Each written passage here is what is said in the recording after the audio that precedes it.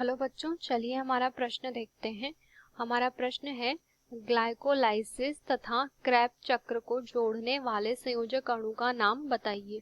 अगर इस प्रश्न की बात की जाए तो इसके अंतर्गत मुख्य अवधारणा को देखते हैं। मुख्य अवधारणा के अंतर्गत हम यहाँ पर कह सकते हैं कि सामान्य रूप से श्वसन की जो क्रिया कोशिका के अंतर्गत यहाँ संपन्न होती है, उस श्वसन की क्रिया के अंतर्गत बहुत सारे यहाँ पर जो है प्रक्रम व चक्र संपन्न होते हैं।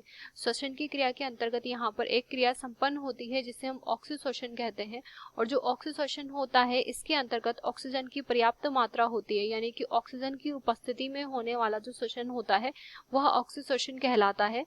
और ऑक्सीश्वसन की अगर बात की जाए तो इसके अंतर्गत विभिन्न प्रकार के प्रक्रम संपन्न होते हैं।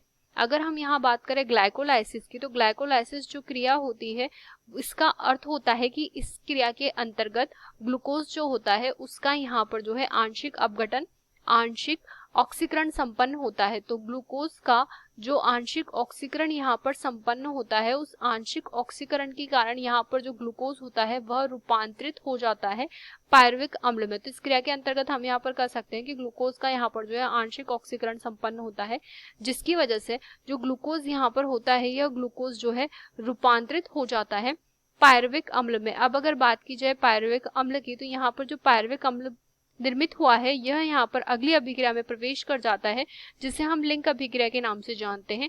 और यहाँ पर जो है लिंक अभिक्रिया संपन्न होती है, और जैसे ही लिंक अभिक्रिया संपन्न होती है तो पुनः यहाँ पर जो है नया उत्पाद निर्मित होता है, जिसे एसिटाइल कोएंजाइम के नाम से जानते हैं। एसिटाइल कोएंजाइम की अगर बात की जाए तो यहाँ पर ये जो होता है आगे की ओर बढ़ता है और नई अभिक्रिया में भाग लेता है, जिसे हम यहाँ क्रेब चक्र के नाम से जानते हैं। तो अगर क्रेब चक्र की बात की जाए तो ये माइटोकॉन्ड्रिया में संपन्न होने वाला चक्र होता है।